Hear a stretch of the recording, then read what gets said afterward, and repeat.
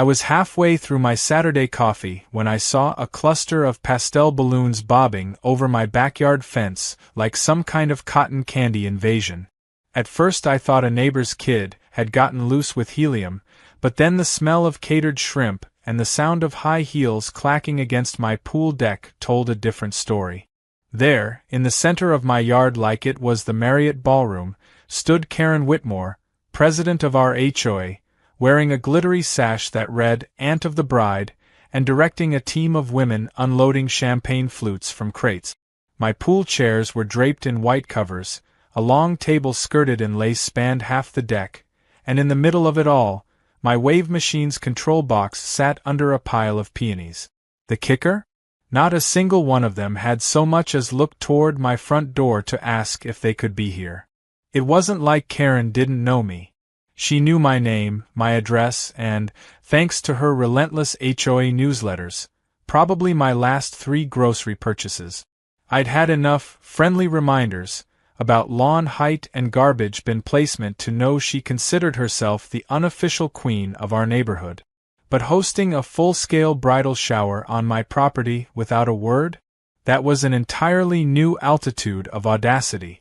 I walked out onto the deck, still in pajama pants, and was greeted with the kind of dismissive glance you reserve for the waiter who brings the wrong appetizer. "Oh, there you are," Karen said, like I'd shown up late to my own guest list. "We needed a bigger space, and everyone agreed your pool would be perfect. You weren't answering your phone this morning, so I assumed it was fine." She didn't even slow down her speech to register my expression. Instead she pointed at the catering crew, telling them where to stack the pink macarons. "It's my niece's special day," she added, voice softening just enough to pretend this was about sentiment and not sheer control. I looked around at a dozen overdressed women already settling into my deck chairs, sipping mimosas from my glasses, and it struck me that they had all agreed to this plan without ever considering that I might object. It wasn't even malicious, just an operating assumption that Karen's authority bled into everyone's property lines. I asked her what she would have done if I had said no. She laughed, like that possibility had never once crossed her mind. "Don't be silly," she said. "It's not like you were using it." The statement hung there, dangling between offense and disbelief. My coffee was still warm in my hand, but the adrenaline rising in my chest made it taste bitter. There was an art to dealing with people like Karen. Blow up now, and you'd be painted as the uncooperative neighbor. Smile and wait, and you could choose the exact moment to pull the rug, or in this case, the pool deck, out from under them. So I smiled. I told her it was no problem, that I hoped they'd have a great afternoon. She clapped her hands, thrilled at my good neighbor spirit, and went back to shouting seating arrangements. Meanwhile, I took a slow tour of my own hijacked backyard, noting where my furniture had been moved, which platters had been stolen from my kitchen, and, most importantly, how close Karen had set up her floral centerpiece to my wave machine control. I'd installed that thing a year ago for lap training and occasional fun, but it had settings strong enough to simulate an ocean storm. Nobody here knew that but me. I went back inside, pulled my phone from the counter, and found a notification from the HOA group chat. A photo had been posted, a wide shot of my pool deck, captioned, "Perfect venue for the perfect bride-to-be.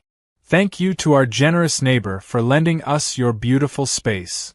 I stared at it for a full 10 seconds, wondering if they truly believed this narrative or if they were just happy to go along with it because confronting Karen was harder than enjoying free shrimp cocktails. Either way, the comments were rolling in with heart emojis and praise. Around noon, the DJ, yes, there was a DJ, arrived and set up a small speaker system near the deep end. I could hear the bass line thumping through the walls of my living room. By then, I had changed into jeans, pulled my hair back, and begun assembling the chessboard in my head. It wasn't about noise or trespassing anymore. It was about principle. If Karen thought my property was an extension of her HOA fiefdom, I was going to remind her in the most memorable way possible that it wasn't. But before I could act, I needed a reason, something they couldn't spin against me later. That's when I noticed the open champagne bottles perched dangerously close to the edge of the pool. A couple of tipsy guests were dangling their feet in the shallow end, sloshing water over the sides. One laughed and said she wished the water was less boring. That was my moment. I stepped outside, calm as you like, and mentioned casually that the pool had some extra features they might enjoy. Karen's eyes lit up. "Oh, like what?" she asked, clearly imagining a light show or maybe a gentle fountain. I told her to wait and see. As I walked to the control box, I passed the bride-to-be herself, who was leaning over a plate of cupcake.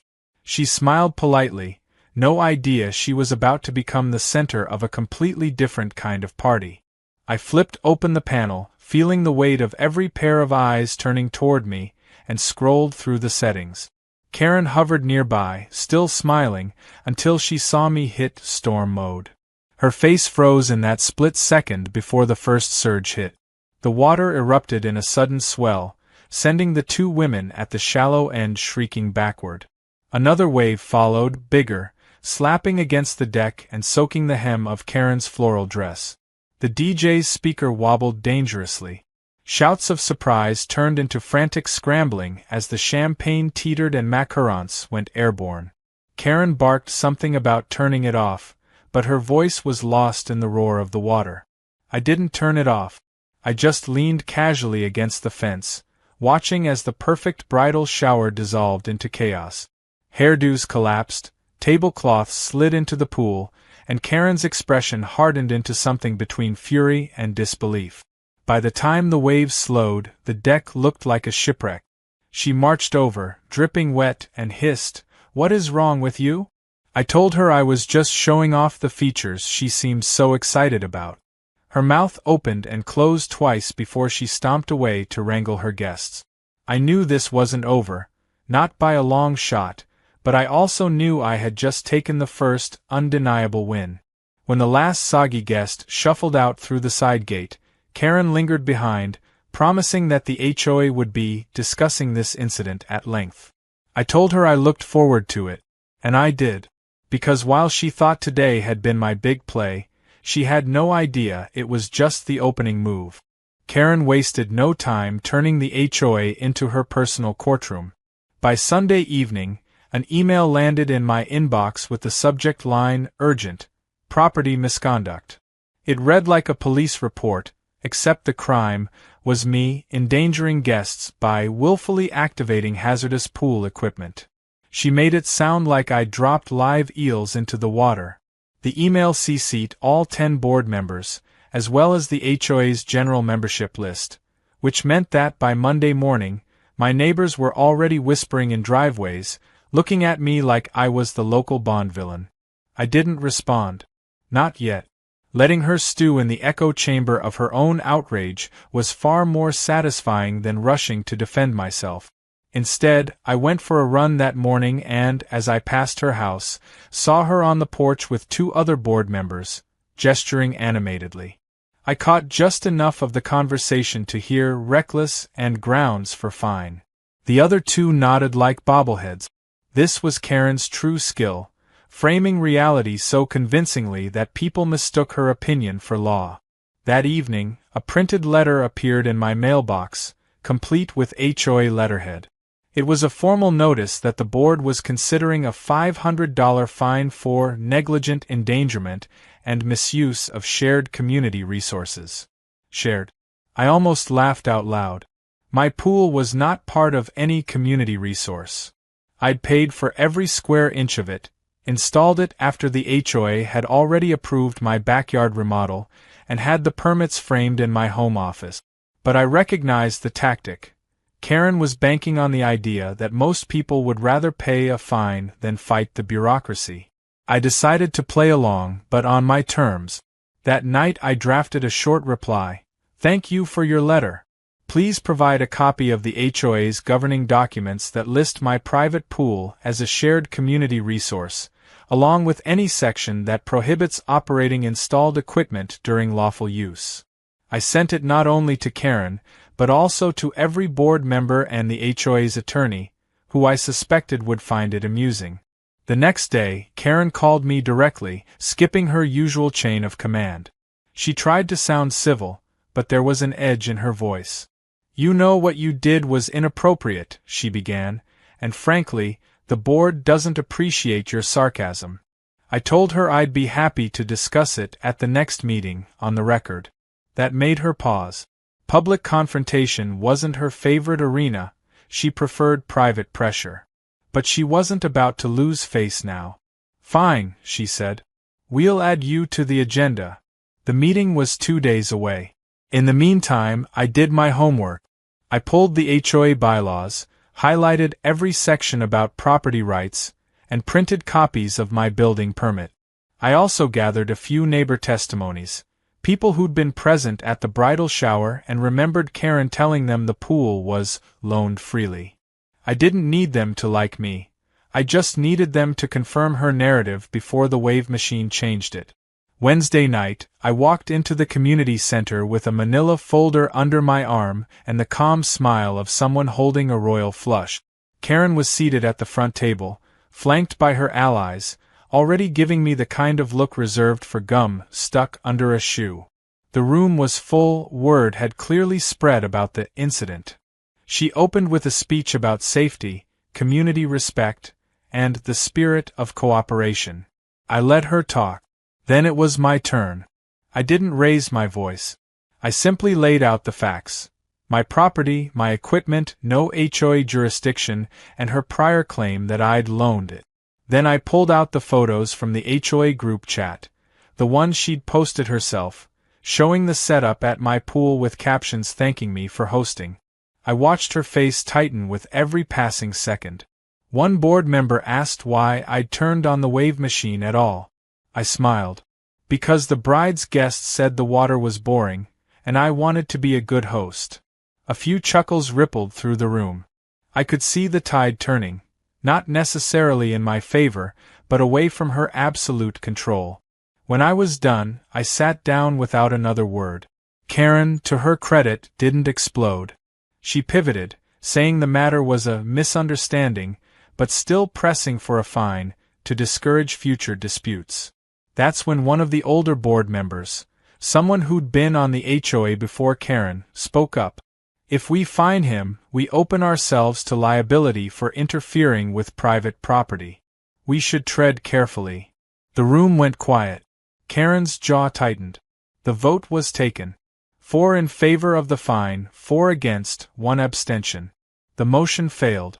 I walked out without looking at her, my victory silent but absolute. Or so I thought. The next morning, I woke up to find a brand new HOA email blast. This one wasn't about me directly. It was an announcement of a proposed amendment to the bylaws, one that would expand the definition of community resources to include certain private amenities for the purpose of organized events. In plain English, Karen wanted the power to requisition people's yards, pools, and patios for HOA functions. It was a brilliant move in a twisted way. She'd lost the battle, so she was changing the rules to win the war. And because the proposal would be framed as for the benefit of the community, plenty of people might support it. I knew I couldn't just block it with logic. I'd need to make sure every homeowner understood exactly what they'd be giving up. So I started making calls. Not angry rants, calm, friendly conversations. I'd ask if they'd be comfortable with the HOA scheduling a barbecue in their backyard without asking first. Most people laughed nervously and said no. Then I'd tell them that's exactly what the amendment could allow.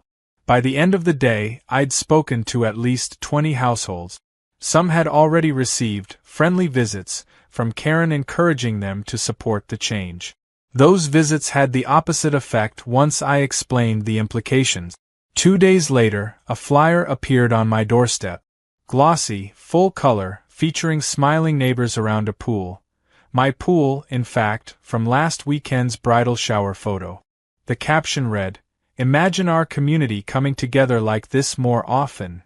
The gall of using my own property in the propaganda campaign almost made me admire her nerve. Almost. I knew then that this wouldn't just be about the amendment vote. This was now a full-scale political campaign, and Karen was betting she could out-organize me. I wasn't about to let her.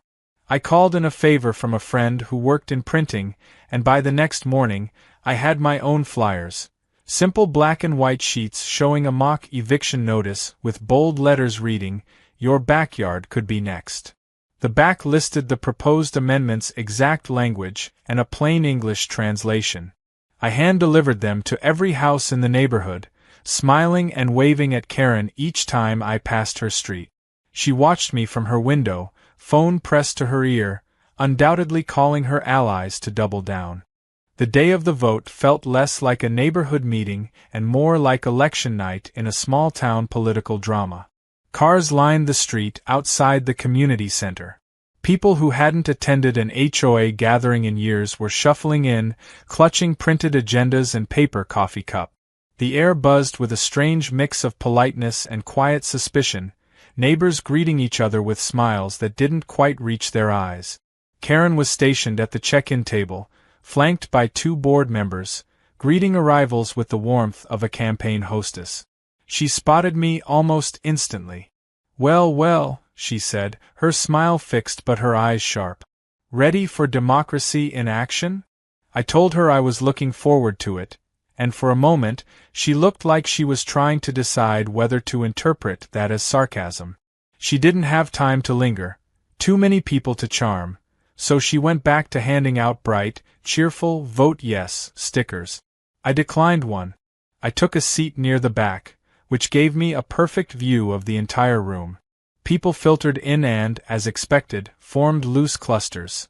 The HOA loyalists who took their cues from Karen, the neutral crowd who mostly wanted to avoid drama, and the handful of residents who had been in my ear all week, vowing to vote no. The trick was making sure that neutral crowd understood the stakes before they voted. The meeting began with routine business, budget updates, landscaping contracts, while the tension built under the surface. I kept my folder on my lap, waiting for the right moment. Karen ran the first half of the meeting with her usual precision, ticking off items and controlling the discussion like a conductor. Then she arrived at the main event.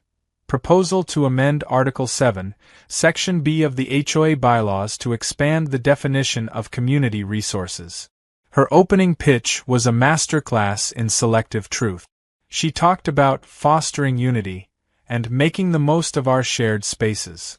She avoided any mention of private property rights or the fact that the amendment could allow the HOA to commandeer someone's backyard without permission. Instead, she painted a picture of neighborhood cookouts, kids' pool days, and inclusive celebrations where no one would feel left out because they didn't have the space to host. A few people nodded along. When she opened the floor for discussion, one of her allies quickly jumped in, saying it was time we acted like a real community. That was my cue. I raised my hand, and she had no choice but to call on me. I stood, not rushing, letting the room quiet down before I spoke. "Before anyone votes," I began, "I think it's important we understand exactly what this amendment would allow." I pulled a copy of the proposed language from my folder and read it aloud, word for word. "This wording," I continued, "does not limit community resources to HOA-owned property. It could be interpreted to include any private space in the neighborhood. Which means, if passed, your backyard, your patio, even your driveway could be booked for an HOA event without your consent." A few people looked surprised. Others looked annoyed at me, not the proposal. That was expected. I kept going. "Some of you were at my house last weekend for the bridal shower Karen hosted. You might think it was all in good fun. But here's something you probably don't know. That event was never filed with the HOA as required for liability purposes. According to Section 9 of our bylaws, any HOA-sponsored event must be insured under our group policy, and the host must sign a waiver. Neither happened." Karen sat straighter. "That wasn't an official HOA event," she interjected, her tone suddenly less polished. "That's interesting," I replied, "because the HOA group chat certainly made it look official. You used the HOA's name in the post, tagged it as a community celebration, and thanked the community for attending. The problem is, without the proper filings, if someone had been injured, liability could have fallen on me, or worse, on all HOA members through our general funds. Now the murmurs started. People turned to each other, whispering. Karen tried to regain control. This is a distraction from the real issue, which is... The real issue, I cut in, is that we're about to vote on giving the HOA even more access to private property without the homeowner's permission. And if that happens, the risk of unfiled, uninsured events like last weekend will go up, not down. One of the older members of the audience raised a hand. Is that true? About the liability? Yes, I said, pulling out a printed copy of the HOA's insurance requirements. Here it is in writing. Any event not filed is excluded from coverage, which means if your yard is used and someone gets hurt, it's on you. That landed hard. I saw at least 3 people remove their "Vote Yes" stickers. Karen's mouth was tight, her hands clasped so firmly on the table that her knuckles whitened. She tried to pivot, talking about how we've always trusted each other, and this is about building a better neighborhood. But the mood had shifted. Questions flew from the crowd. Would there be limits on how often a property could be used? Could a homeowner refuse? Who decided what counted as a community need? Each answer she gave seemed to open a new concern. When the vote finally came, it was by secret ballot. The results were counted at the front table while the room buzzed with speculation. Karen kept her eyes on the paper as the tallies came in. Then she announced the result without looking up. Motion fails, 32 against, 25 in favor. A ripple of relief ran through my side of the room. I didn't gloat. I just nodded politely to the neighbors who caught my eye. But I could feel Karen's glare like a heat lamp on the back of my neck.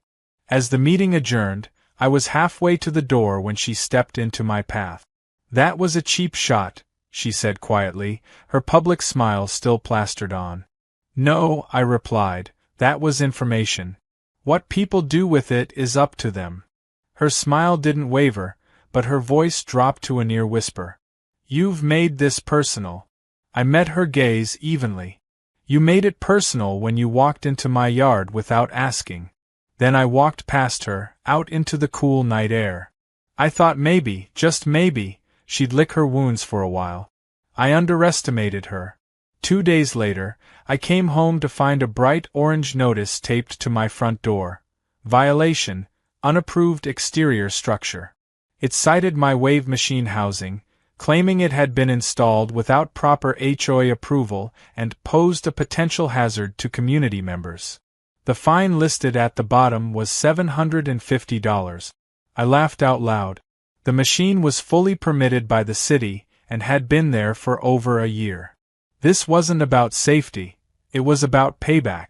But if Karen wanted to play the paperwork game, I could play it better. I gathered my permits, inspection records, and the email chain from when I'd submitted the original plans to the HOA. The approval email was from before Karen's tenure as president, which meant she'd have a hard time claiming ignorance. Still, I decided not to just send them in. I had a better idea: file a counter-complaint. The compliance meeting was set for Thursday evening at the community center, but by the time I arrived, the parking lot already looked like the scene of a minor concert. Word had spread fast, and neighbors who technically had no business at a compliance hearing were loitering in the lobby, pretending to read the bulletin board while clearly waiting for the show. Karen was already inside, seated at a long folding table with the compliance chair, a wiry man named Paul who always looked like he'd been dragged there against his will. I walked in carrying a thick binder. Karen eyed it like it was a live grenade. Paul opened the meeting with an awkward welcome and immediately launched into the agenda. Discussion of potential violation regarding unapproved exterior structure at 1462 Hawthorne Drive. His tone was so dry I half expected him to start reading from the phone book. Karen took the floor first. She leaned back in her chair with a confidence that came from believing she'd finally found a crack in my armor. The wave machine housing was never formally approved under HOA architectural guidelines, she said. It was installed without proper oversight, and its operation has created disturbances to the peace and safety of the community. She stressed the words peace and safety, like a TV lawyer driving home a closing argument. I waited until she was done, then calmly placed 3 documents in front of Paul: the city permit, the inspection approval, and an email from a previous HOA president granting written approval for the installation. Fully permitted, fully inspected, and fully approved, I said. This notice is baseless. Karen didn't even flinch. Those approvals predate the current board's updated safety standards, she countered. We have the authority to reassess compliance at any time. That's interesting, I said, pulling a 4th document from my binder. Because the bylaws state that any structure approved prior to an update is considered grandfathered in and cannot be subjected to new standards unless it's been modified. My wave machine hasn't been touched since installation. But you know what has? Your backyard gazebo. Her face froze.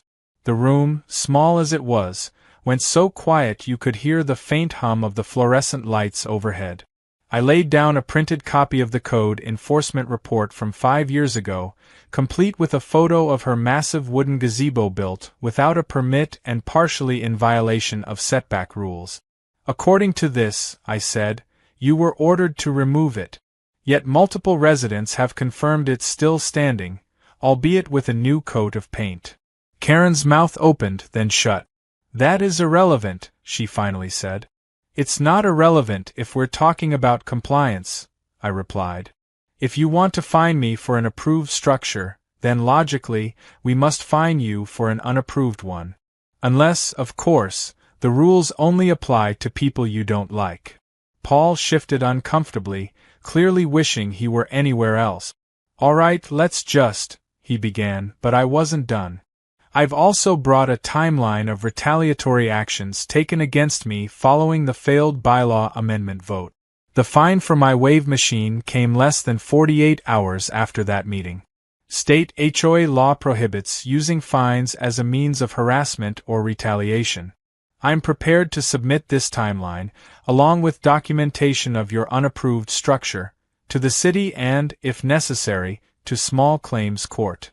Karen's composure slipped, just slightly. Her smile tightened into a grim line. You're blowing this out of proportion. I'm preventing abuse of power, I said, my voice still calm. If you want to continue this discussion, we can do it in front of the entire membership at the next general meeting. I'm sure they'd love to hear about selective enforcement.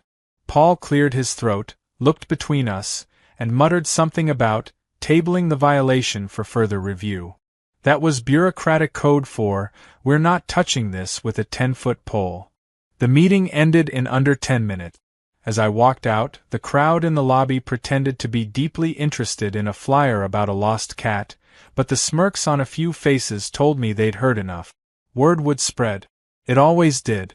That night, I half expected Karen to send another formal notice or perhaps a strongly worded email, but instead she went silent.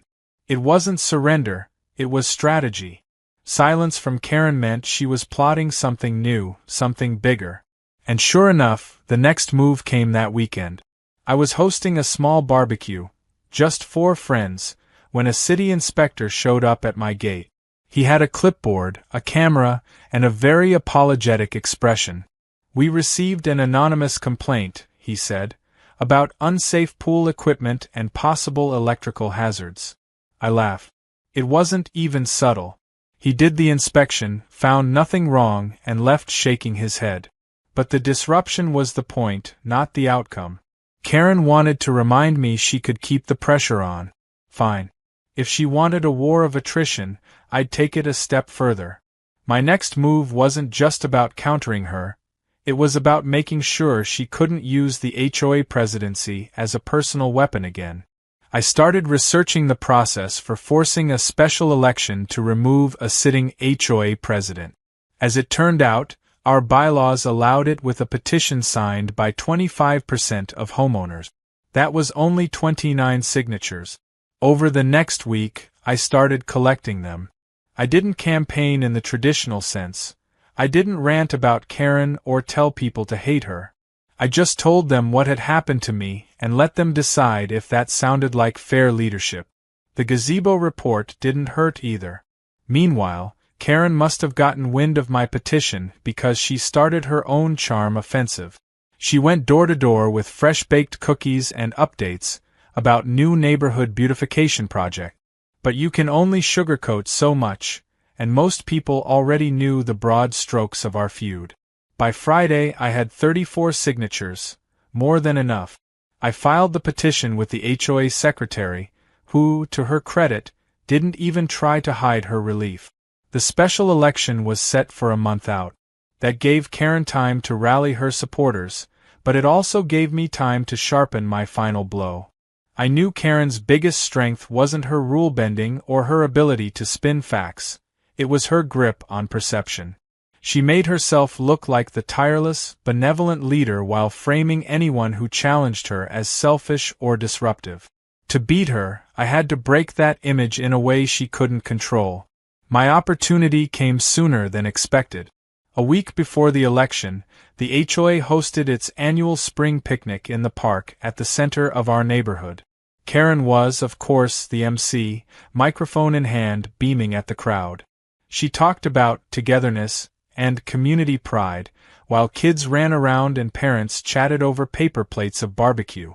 When the raffle portion started, I wandered to the edge of the crowd, where a group of neighbors were talking about the gazebo. One of them mentioned she'd heard Karen bragging that the city would never bother her about it again, because she had friends in the right places.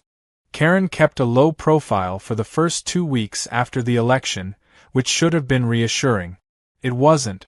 If anything, her sudden quiet was the neighborhood equivalent of seeing storm clouds on a sunny day.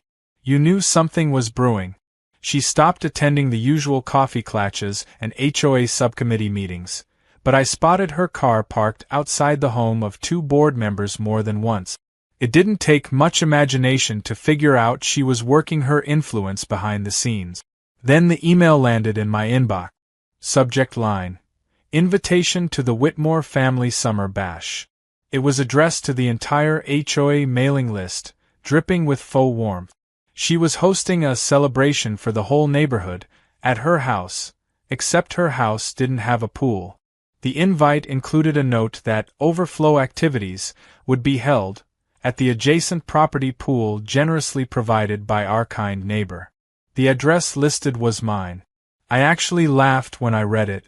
It was almost impressive, the way she skipped right past asking and went straight to declaring. This was a test. She wanted to see if the new board, without her as president, would still back her play. Or more likely, she wanted to see if I'd cave out of sheer exhaustion. I did not cave. I replied to the entire list. Correction, my pool will not be available for this event. Please remove the address from any future communications. I kept it short, factual, and free of insults, perfect for letting the words do the heavy lifting. By that afternoon, the back-channel chatter was in full swing. A couple of neighbors texted me privately to say they thought it was rude of me to decline. Others admitted they thought it was insane she'd announced it without clearing it first. And somewhere in the middle were the people who didn't care either way but loved the spectacle. The day of the party came anyway. I'd made sure my gates were locked and posted a polite but firm, "No trespassing" sign on each one. Around noon, music started drifting over from Karen's yard, loud, cheery pop songs punctuated by bursts of laughter. I figured that was where it would end. I underestimated her persistence. At about 2 o'clock, I heard voices at my side gate. Peeking through the blinds, I saw Karen herself, flanked by 3 guests in swimsuits, trying the latch. When it didn't open, she knocked. 3 sharp raps, like I was late for an appointment I hadn't agreed to. I stepped outside, keeping my tone level. "Can I help you?" She put on her sweetest smile. "We've got a few guests who would love to use the pool. Just a quick dip to cool off. It's so hot out." "My answer hasn't changed," I said. Her smile faltered just for a second. "You don't want to be the only one keeping the neighborhood from enjoying themselves, do you?" "That's not my responsibility," I replied. "And you didn't ask." Again. Her jaw tightened. "Fine," she said. "But don't be surprised if people start thinking you're not much of a team player." She turned and walked back toward her yard, muttering something to her friends that I couldn't quite hear. The thing about Karen was that she could never leave a loss alone. Sure enough, 20 minutes later, I heard the sound of kids shouting "pool," followed by the rattle of my front gate. When I looked out, I saw a stream of guests, parents, kids, even a couple of teens, heading straight for my pool area. Karen was trailing behind, feigning ignorance as though they'd all just decided to wander over on their own. I could have yelled, could have called the cops, could have stood there arguing. Instead, I decided to go for something far more memorable. I slipped inside, walked to the control panel, and checked the settings. My wave machine had 3 presets: Leisure, Sport, and Storm. Storm was fun, but I had something better: Custom Mode.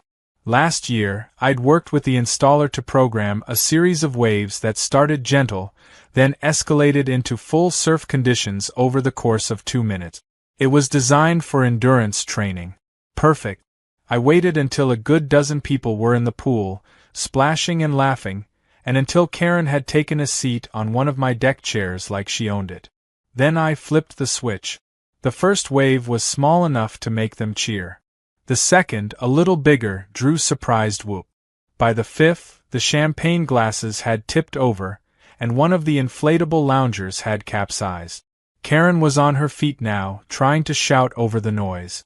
Then came the big one, a rolling swell that hit the shallow end with enough force to drench half the deck. Kids scrambled out, parents clutched the edge, and Karen grabbed a chair for balance. I leaned casually against the fence, watching the chaos. "What are you doing?" she shouted, her hair plastered to her face. "Just showing off the features," I called back. "Thought your guests might enjoy something exciting." Another wave slammed into the deep end, sending a couple of teens shrieking toward the steps. Karen's expression shifted from fury to calculation. She realized the optics were bad. Her guests looking rattled, her party spilling into someone else's property without permission. She barked at them to get out. Within minutes, the pool was empty except for a few stray floaties. She stayed behind, dripping and fuming. "You've embarrassed me in front of my family," she said. "You embarrassed yourself," I replied. "You came onto my property without permission." Again. She opened her mouth to argue, then thought better of it and left without another word. I figured that was the last I'd see of her for the day, but late that evening, a police cruiser pulled up outside my house. The officer was polite, even apologetic, as he explained they'd received a complaint about reckless operation of dangerous equipment. I gave him the tour, showed him my permits, and even demonstrated the wave machine at its lowest setting. He left shaking his head, muttering about petty neighborhood disputes. That was Karen's final shot for the summer. She never got her neighborhood pool day, and she'd been publicly shut down twice in front of a crowd. Word spread fast after that. People started telling me stories about her overreaching in smaller ways, like trying to dictate what color porch lights they could have. The more those stories circulated, the harder it became for her to play the role of benevolent ex-president. By September, she'd stopped coming to most HOA events altogether. Her influence had thinned, her allies scattered, and my phone was blissfully quiet. I knew better than to think she'd disappeared entirely. People like Karen never really vanish, but for now, the war was over. And the best part? I didn't have to do anything dramatic to keep it that way. My pool sat in the backyard, calm and still, wave machine powered down. Every so often, I'd glance at it and remember the sight of her clinging to that deck chair while the water surged around her. It wasn't just about winning. It was about making sure she understood, once and for all, that my property wasn't her stage. And if she ever forgot, well, I still had custom mode ready and waiting.